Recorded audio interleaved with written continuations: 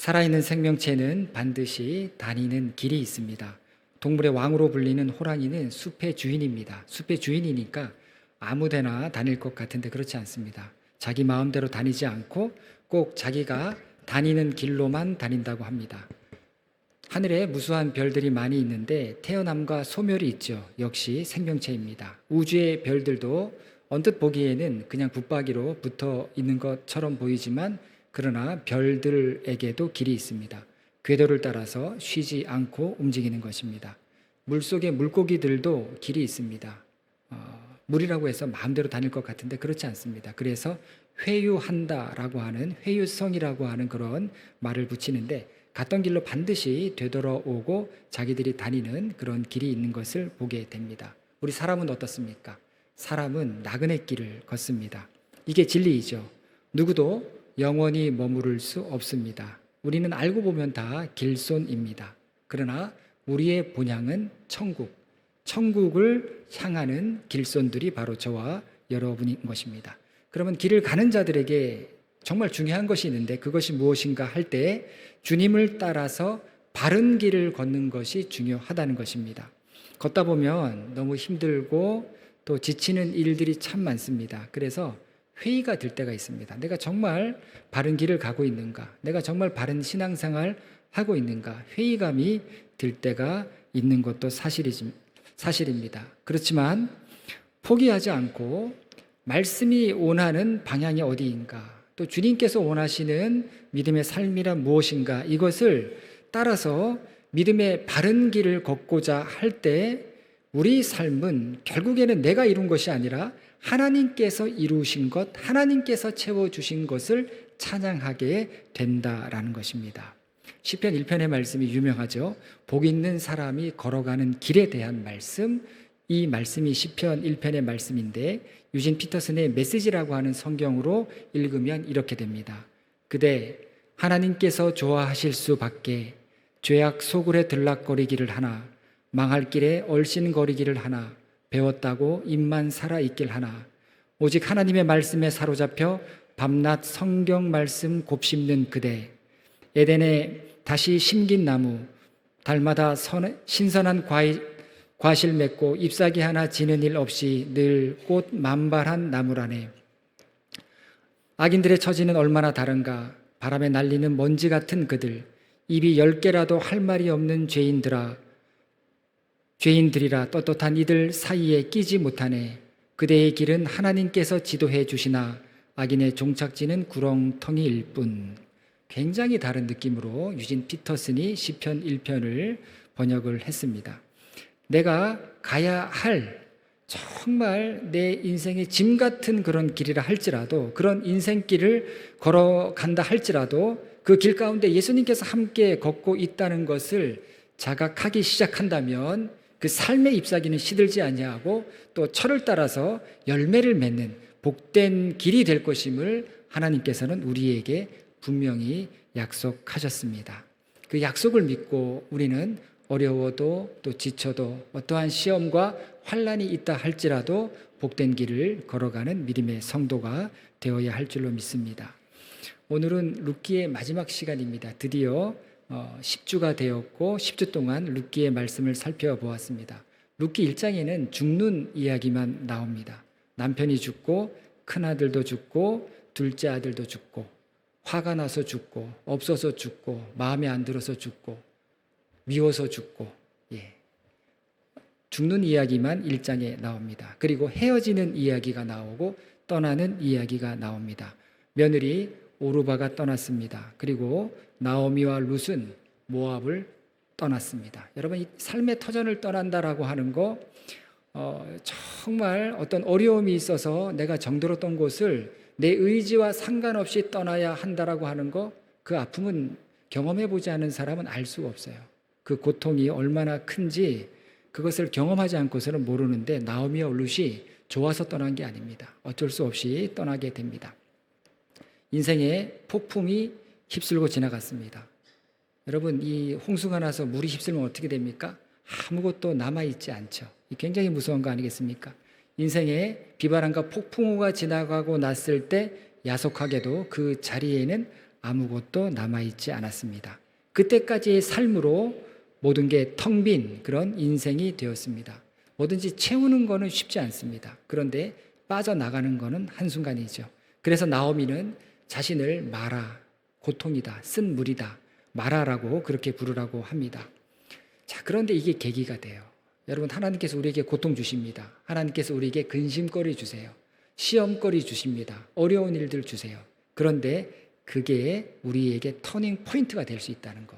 단, 우리가 하나님께 점점 초점 맞추려고 우리의 마음을 돌이킬 때, 그리고 하나님을 바라보고자 할 때, 이 어려움 속에서 하나님께서 나에게 주시는 마음과 나에게 주시는 그런 뜻이 무엇인가, 거기에 관심을 돌리기 시작할 때 하나님께서는 서서히 우리 삶을 하나님께서 만져가시는 그런 삶으로 인도하시는 것을 보게 됩니다. 나오미와 룻이 인생 폭풍이 지나가고 난 다음에 하나님께 눈을 돌리게 됩니다. 그리고 하나님의 은혜를 따라가려고 합니다. 믿음의 정상 궤도를 서서히 찾아가게 됩니다. 그 길이 어떤 길입니까? 그 길이 회복의 길이에요.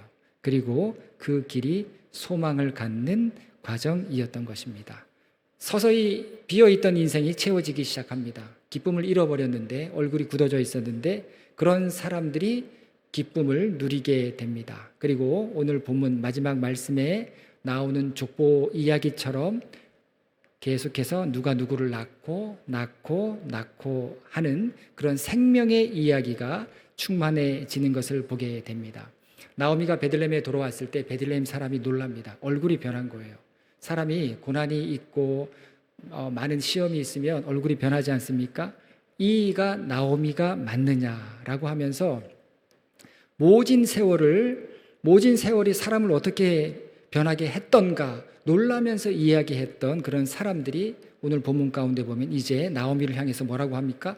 하나님께서 너희의 기업을 무르게 해주셨다라고 축복하는 것을 보게 됩니다. 룻도 보아스와 결혼을 합니다. 나오미의 기업을 물을 수 있게 되었고 드디어 오벳이라는 아들도 태어납니다. 룻은 원래 아이를 낳지 못하는 여자였어요. 모압에서 결혼을 했는데 아이가 없죠. 아이를 못 낳았습니다. 어떤 문제인지는 모르겠지만 아이를 낳을 수 없는 여인이었는데 베들레헴에 와서 보아스와 결혼을 해서 오벳이라고 하는 아이를 낳게 됩니다. 그랬을 때 많은 사람들이 뭐라고 이야기합니까? 나오미를 또 축복하면서 7 아들 부럽지 않다. 나오미의 아들들은 다 죽었어요. 그런데 룻을 통해서 룻과 나오미가 하나님께 초점 맞추고 그의 황폐해진 마음을 하나님의 마음으로 하나 둘씩 채워가고 그의 절망의 발걸음을 하나님께 두면서 소망의 발걸음으로 한 걸음 한 걸음 힘들게 옮겨 갔을 때 그 삶을 하나님께서 풍성케 하시는 것을 보게 됩니다. 아들 다 죽었는데 7 아들보다 더 귀한 룻을 통해서 너를 하나님께 축복하신다. 하나님께서 너를 축복하신다라고 그렇게 하는 것을 보게 됩니다. 다 끊어진 집안인데 새 생명의 역사가 시작된 것입니다. 여러분, 우리가 여기서 예배드리고 이렇게 할 때 이 개인에 만족하는 그런 신앙이 아니라 여기서도 이제 새 생명의 역사가 일어나야 됩니다. 제가 몇 번 말씀드렸지만 우리 올해 표어가 뭡니까? 예수께 뿌리 내리는 교회. 여기서 뿌리 내리고 잎사귀가 나고 줄기가 올라가고 열매를 맺는 게 우리의 목적인 것이죠. 예, 그렇기 때문에 신앙생활은 반드시 그렇습니다. 어떤 계기가 되어서 신앙생활을 하게 되었던 건 간에 우리가 온전하게 신앙생활을 바르게 하고 있다면 그 신앙생활은 반드시 열매를 맺습니다. 그래서 이 성경을 보면 믿음의 사람들에 대한 이야기가 나오는데 믿음이 있다고 다 나오는 게 아니에요. 성경에 나온 이름이 기록된 사람들을 보면 어떤 공통점을 찾게 됩니다. 리더의 역할을 감당했어요. 여러분, 리더라고 해서 뭐 직분자 아니면 어떤 책임자 그런 위치에 있었던 사람들이 아니라 어떤 순간에 자기 삶의 순간에 믿음으로 이겨나가고 믿음으로 자기 삶을 이끌어갔던 그런 사람들이 바로 리더였던 것입니다. 한 고비 한 고비를 다른 방법으로 넘어가는 게 아니라 믿음으로 넘어갑니다. 여러분, 대나무가 자라게 될 때 보면 이 대나무가 한 마디를 딱 짓고 나서 어떻게 합니까? 그 다음에 또 힘을 모아서 쫙 올라가서 또 한 마디 짓고 또 힘을 내서 쫙 올라가서 한 마디 짓고 그렇게 올라가면서 비바람에도 꺾이지 않는 나무로 성장하듯이 성경의 인물도 한순간 한순간 믿음으로 이겨나가는 사람들, 그 사람들을 리더라고 성경이 이야기하면서 그 사람들의 기록을 남긴 게 하나님의 말씀입니다. 그런데 성경의 리더는, 믿음의 리더는 그냥 만들어지지 않습니다. 이들의 선택과 행동과 결단이 수많은 사람들에게 영향을 끼치면서 어떤 결과를 낳게 되죠. 그래서 믿음의 결과는 동일한 것을 보게 됩니다. 오늘 본문에도 나오미와 룻이 믿음으로 선택하고 믿음으로 결단하고 내가 이렇게 살겠습니다. 내가 이런 길을 가겠습니다. 라고 했을 때 베들레헴 모든 사람이 이 나오미와 룻을 통해서 하나님께서 이루신 것을 보고 기뻐하고 즐거움을 누리는 것을 보게 됩니다. 이게 믿음의 결과예요. 여러분, 믿음으로 온전하게 살아갈 때 다른 티가 나지 않아요. 티가 나지 않습니다. 반면에 불순종하고 거역하고 원망하면 티가 나요. 그래서 여러분 교회 사역을 할 때도 티가 나느냐 티가 안 나느냐 이거 잘 보셔야 됩니다. 은혜로 감당하거나 또 믿음으로 감당하거나 믿음으로 이겨내면 티가 나지 않아요. 옳은 얘기를 해도 그 중심에서 이게 바른 믿음을 갖지 않으면 반드시 티가 나게 되어 있습니다. 여러분, 나오미가 만일에 불순종했다라고 한다면, 룻이 나오미를 거역했다라고 한다면 이거는 성경 이야기가 되지 못합니다. 그래서 하나님의 역사는 어떤 어려움의 순간에 있든지 그리고 어떤 환경 가운데 있든지 믿음의 바른 길을 걷는 사람들을 통해서 하나님께서 역사하시는 것을 보게 됩니다. 오늘은 세대 통합 예배라 청년들도 있고 우리 중고등부 아이들도 있고 어린 아이들도 있어서 제가 말씀을 사실은 룻기 마지막 시간이라 제가 고민을 많이 했어요. 마지막 시간이라 피날레라 이거를 처음부터 정리 좀 하면서 이렇게 마무리를 져야 되는데 아무리 생각해도 그렇게 하기에는 시간이 좀 더 걸릴 것 같습니다. 그래서 제가 핵심적인 부분만 준비를 해야 되겠다라고 생각을 했습니다. 여러분, 오늘 본문을 보면은요, 사람들이 룻을 축복합니다. 11절과 12절을 보면 성문에 있는 모든 백성과 장로들이 이르되 우리가 증인이 되나니 여호와께서 내 집에 들어가는 여인으로 이스라엘의 집을 세운 라헬과 레아 두 사람과 같게 하시고 내가 에브랏에서 유력하고 베들레헴에서 유명하게 하시기를 원하며 여호와께서 이 젊은 여자로 말미암아 내게 상속자를 주사 내 집이 다말이 유다에게서 낳아준 베레스의 집과 같게 하시기를 원하노라 하니라. 자, 지금 룻에게 베들레헴 사람들과 베들레헴 장로들이 축복을 하는 그런 말씀인데 룻에게 너도 이런 사람이 되라라고 하면서 라헬과 레아 그리고 다말을 이야기하고 그리고 한 지역 에브랏을 장소에 대한 이야기를 하고 있는 것을 보게 됩니다. 여러분, 이 세 사람 라헬과 레아와 다말은 사연이 있어요. 사연이 있는데 나중에 어떻게 되냐면 결과적으로 이들이 이스라엘을 세웁니다.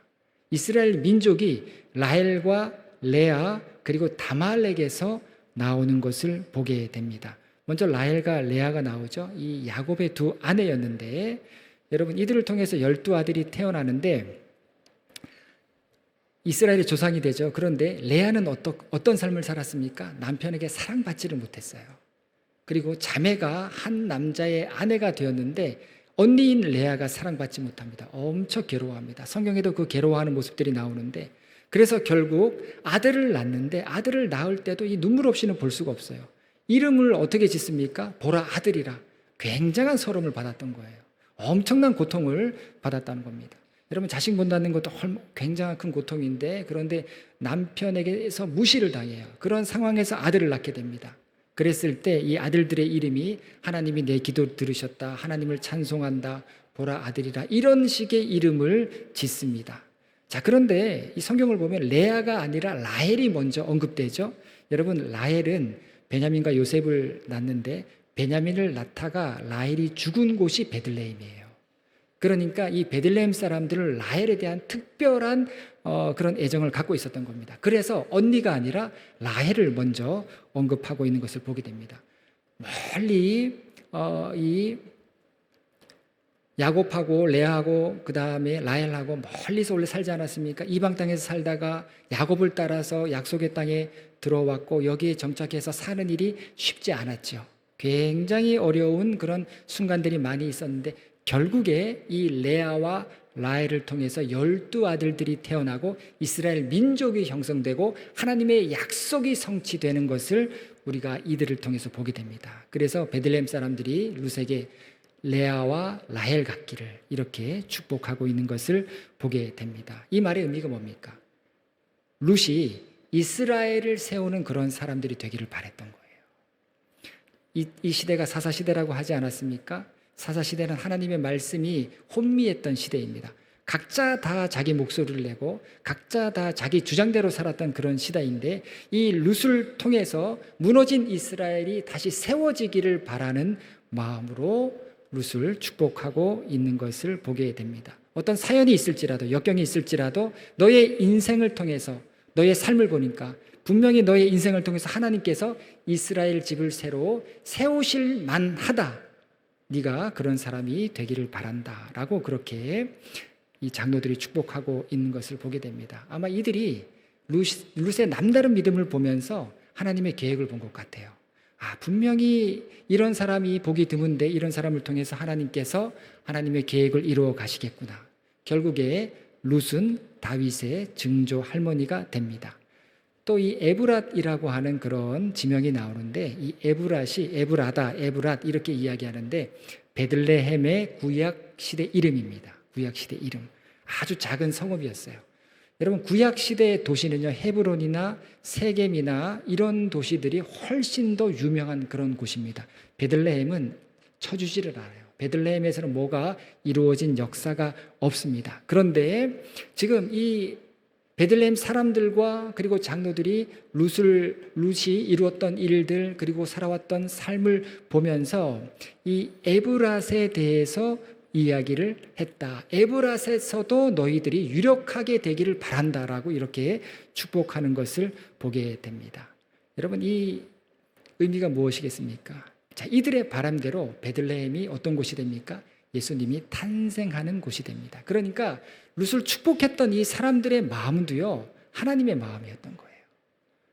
하나님께서 이들에게 특별한 마음을 주셔서 나오미와 룻이 행한 일들, 그들이 어려운 가운데에서도 하나님의 기업을 세우고자 그렇게 노력하는 모습이 이들에게 영적인 감동이 되었고 이들도 하나님의 마음이 전염되어서 룻을 축복하고 있는 것을 보게 됩니다. 나오미가 하나님께 돌아올 결심을 하고 부끄럽더라도 여러분 얼마나 부끄러웠겠어요. 룻도 그 어머니의 하나님을 나의 하나님으로 믿기로 작정했을 때 이들의 믿음의 모습은 베들레헴의 하나님 없이도 살아갔던 이들 마음속에 큰 영적인 자극이 되었고 믿음의 불을 지피게 되었던 겁니다. 또한 12절에 보면 이 다말에 대한 이야기를 하죠. 다말에 대한 이야기를 하면서 룻을 축복합니다. 기가 막혀요. 다말은 더 기가 막힙니다. 이 다말은 야곱의 넷째 아들 유다의 며느리였는데 자기 남편이 죽고 남편의 형제들도 죽으니까 어떻게 합니까? 꾀를 내어서 시아버지 유다와 관계를 해서 아들을 낳죠.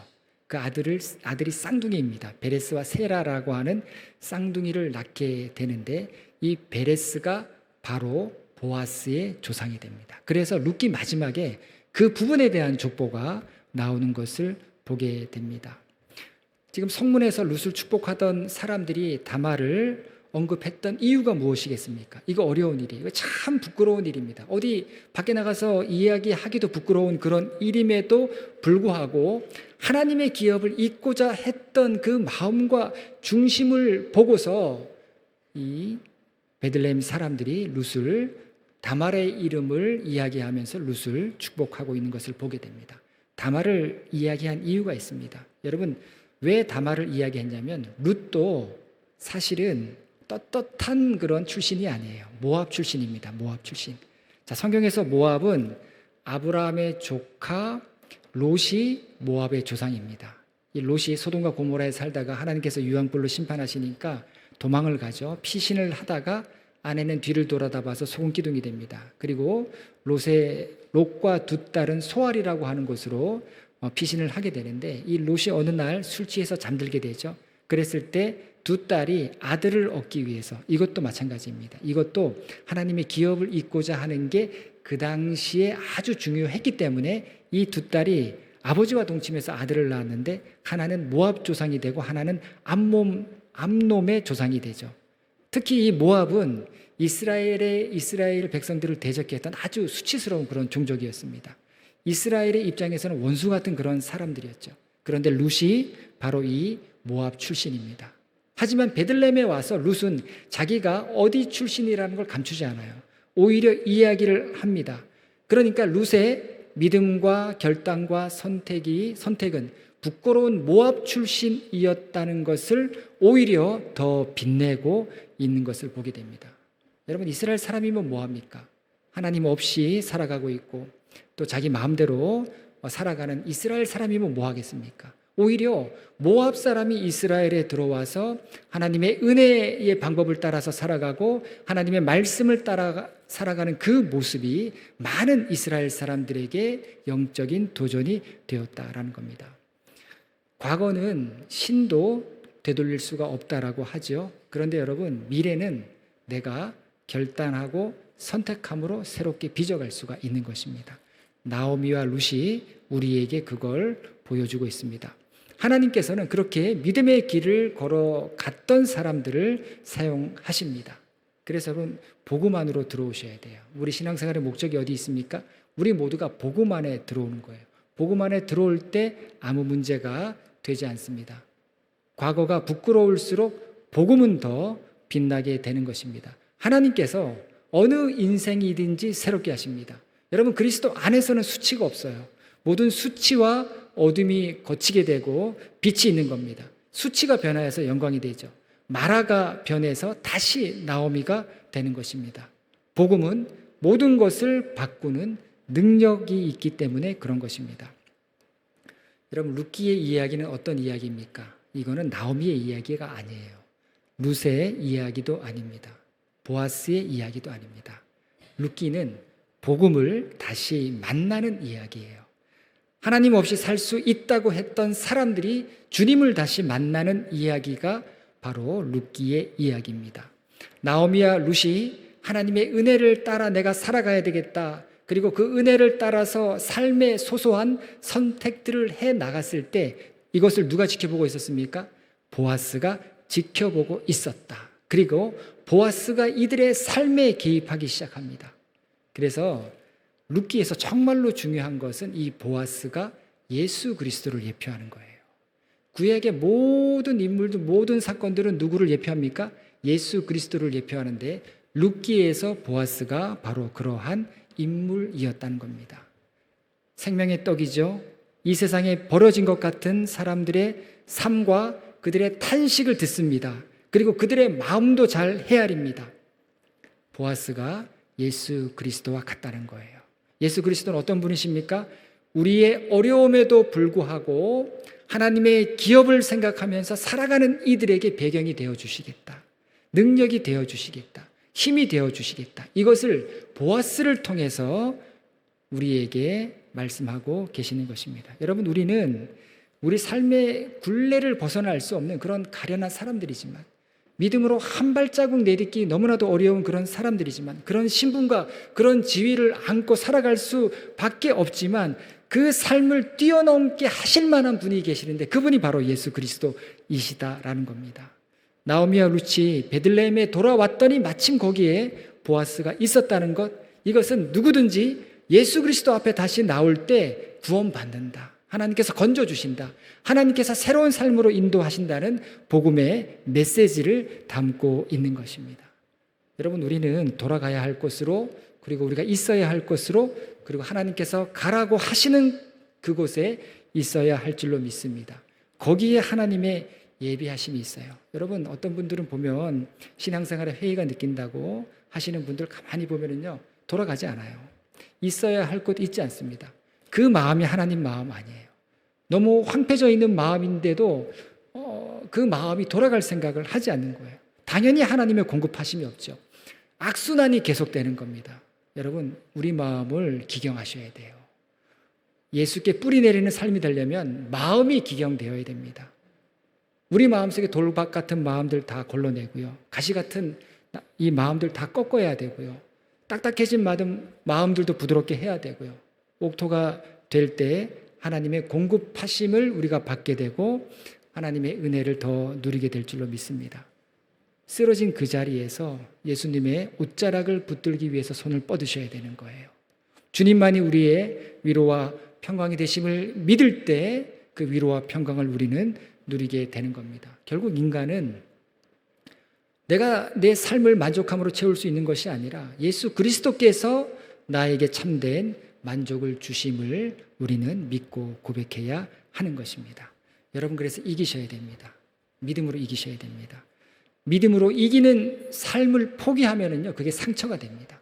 신앙생활 하다가 상처받았다고 하면서 떠나는 사람 얼마나 많아요. 너무 안타까운 일이죠. 끝까지 믿음으로 이겨내셔야 돼요. 믿음으로 이길 때 하나님이 이루셨다는 간증이 되는 거예요. 그리고 믿음으로 이길 때 그것이 찬송이 되는 겁니다.